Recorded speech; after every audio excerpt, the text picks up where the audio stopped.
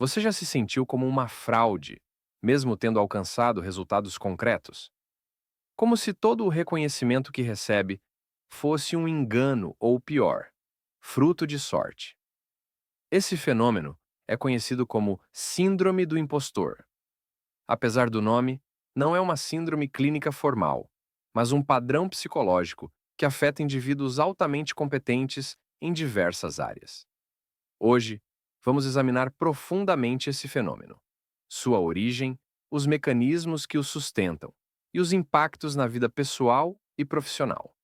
A expressão Síndrome do Impostor foi cunhada pelas psicólogas Pauline Clance e Suzanne Imes em 1978. Inicialmente observada em mulheres com desempenho acadêmico elevado, a síndrome foi mais tarde reconhecida como uma experiência comum entre pessoas de todos os gêneros e níveis de sucesso. O traço central é a incapacidade de internalizar conquistas. A pessoa não acredita que é de fato competente, mesmo diante de evidências objetivas.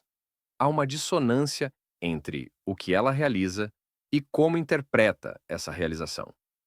Essa desconexão costuma gerar ansiedade crônica, autocrítica excessiva e sensação constante de inadequação. A síndrome do impostor é sustentada por mecanismos cognitivos específicos. Um dos mais comuns é o viés de atribuição. Quando tem sucesso, essas pessoas o atribuem a fatores externos, sorte, ajuda de terceiros ou circunstâncias favoráveis. Já os fracassos são internalizados como reflexo de incompetência ou incapacidade. Outro fator é o perfeccionismo. Indivíduos com esse padrão tendem a estabelecer padrões irreais para si mesmos. Mesmo quando alcançam um alto desempenho, sentem que poderiam ter feito melhor, perpetuando a ideia de que estão aquém do esperado.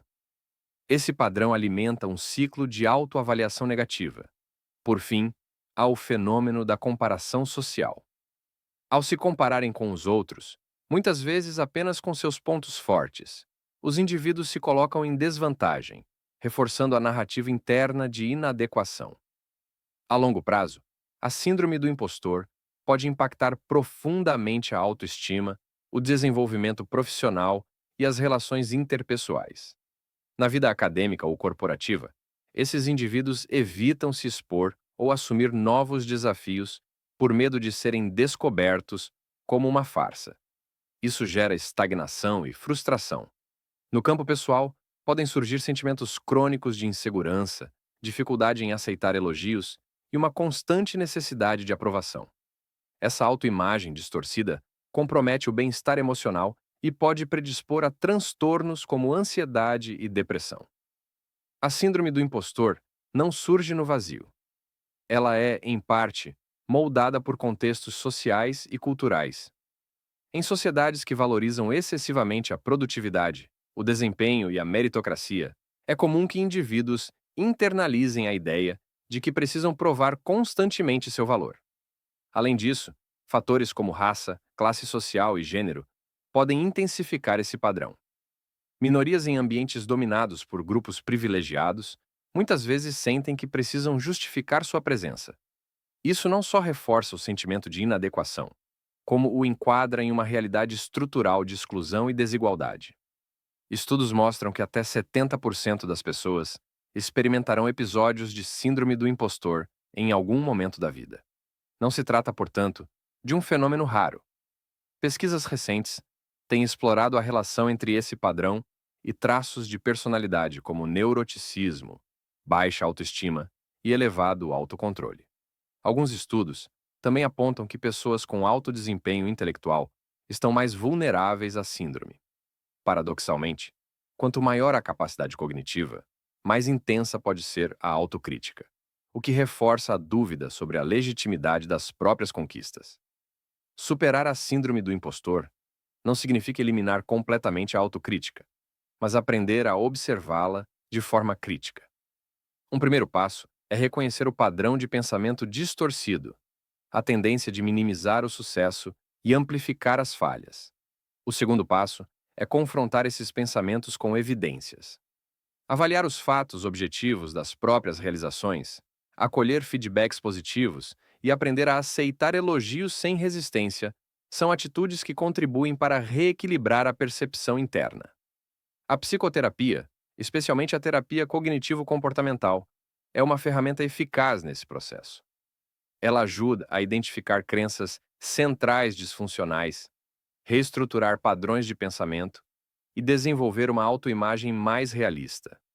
É fundamental compreender que a síndrome do impostor não é um fracasso pessoal, mas um fenômeno coletivo influenciado por fatores culturais, institucionais e familiares.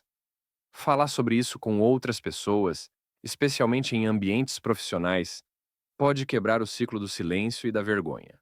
Além disso, cultivar ambientes mais humanos e menos centrados em performance é essencial para reduzir a pressão que alimenta o sentimento de impostura. Instituições que valorizam vulnerabilidade, aprendizagem e colaboração são mais saudáveis e menos propensas a gerar esse tipo de sofrimento.